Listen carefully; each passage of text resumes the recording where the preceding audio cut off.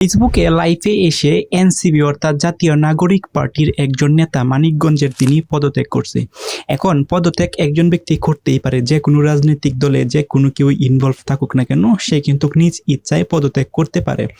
সেটা হচ্ছে পারে দলের সাথে কোনো ঝামেলা, সেটা হতে পারে অন্য কোনো বা ব্যক্তিগত কারণ, যে কোনো বিষয় দেখে কিন্তু সে পদত্যাগ করতেই পারে। কিন্তু উনি যেন পদত্যাগটা করছে সেটা একটা ভিন্নভাবে করছে, অর্থাৎ সামাজিক যোগাযোগ মাধ্যম আমরা যেটা ব্যবহার করি ফেসবুক, এই ফেসবুকে তার যেন ব্যক্তিগত যেন একটা আইডি ছিল, সেই আইডির মধ্যে উনি গতকাল রাত্রে হচ্ছে লাইভে আসে এবং লাইভে এসে উনি ঘোষণা দিয়েছে জাতীয় নাগরিক পার্টি অর্থাৎ এনসিপি থেকে উনি পদত্যাগ করছে।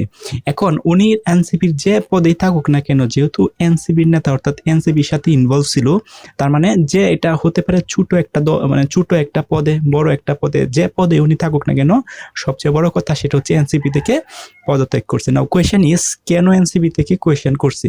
সো এনসিপি থেকে যারা পদত্যাগ করে বিভিন্ন কারণে কিন্তু পদত্যাগ করে। তো প্রথম তাসনিম যারা যে সময় পদত্যাগ করছিল তখন তার ভিন্নটা অন্যরকম। এরপরে আরো যারা হচ্ছে পদত্যাগ করতেছে, এক একজনের কারণ কিন্তু এক এক রকম। উনি যে ব্যাখ্যাটা দিছে অর্থাৎ রাজশাহীর মানিকগঞ্জের যে এই নেতা হচ্ছে পদত্যাগ করছে, উনি যে বিশ্লেষণটা দিছে পদত্যাগের পিছনে, সেটা হচ্ছে এনসিপি তার সাথে খাপ খাইয়ে নিতে পারতেছে না, না হয় উনি এনসিপির সাথে খাপ খাইয়ে নিয়ে যেতে পারতেছে না। অর্থাৎ এনসিপি যেভাবে চলতেছে উনি সেভাবে পারতেছে না, আবার উনি যেভাবে চলতেছে এনসিপি তাকে এভাবে সাপোর্ট দিতে পারতেছে না। সো এইরকম কিছু রিজন দেখিয়ে কিন্তু উনি বলছে যে উনি রাজনীতিকে আর থাকবে না এবং পরবর্তীতে অন্য কোনো রাজনৈতিক দলে ইনভলভ হবে কিনা এই বিষয়ে কিন্তু নিড অ্যান্ড ক্লিয়ার বা স্বচ্ছ কোনো জবাবদিহিতা বা স্বচ্ছ কোনো কথাবার্তা উনি বলে নাই।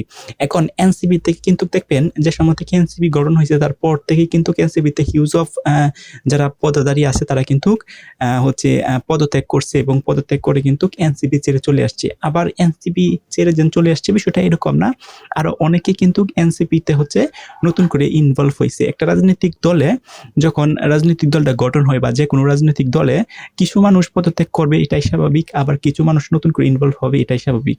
কোনো রাজনৈতিক দলে কিন্তু বলতে পারবে না যে না আমাদের যে নেতাকর্মীরা আছে তারা হচ্ছে আমাদের রাজনৈতিক দলে সারা জীবন ইনভলভ থাকবে, এরকম কোনো রাজনৈতিক দলে কিন্তু বলতে পারবে না। কারণ রাজনীতি যারা থাকে একটা দলে যখন থাকে তখন হয়তো বা কোনো যে সময় ভালো লাগে তখন দলে তারা ইনভলভ হয়, তখন এর পরবর্তীতে সময় ব্যক্তিগত কারণে অথবা দলের কোনো খারাপ ব্যবহার কারণে বা যে সামহাও যেভাবে হোক না কেন অনেকে কিন্তু সেই দলটাকে ত্যাগ করে, অর্থাৎ পদত্যাগ করে কিন্তু তারা চলে আসে। এটি কিছু নর্মাল একটা বিষয়। কিন্তু যখন হচ্ছে আনুষ্ঠানিকভাবে সামাজিক যোগাযোগ মাধ্যম ফেসবুকের মতন যেন একটা প্ল্যাটফর্ম আছে সেখানে যে উনি পদত্যাগ করছে এটা কিন্তু সবাই জানছে। এখন উনি তো যে শুধুমাত্র এনসিপির কাছে পদত্যাগ পত্র জমা দিয়ে এনসিপি থেকে চলে আসতো তাহলে কিন্তু এই বিষয়টা কিন্তু ভাইরাল হইতো না বা এই বিষয়টা কিন্তু কেউ জানতে পারতো না।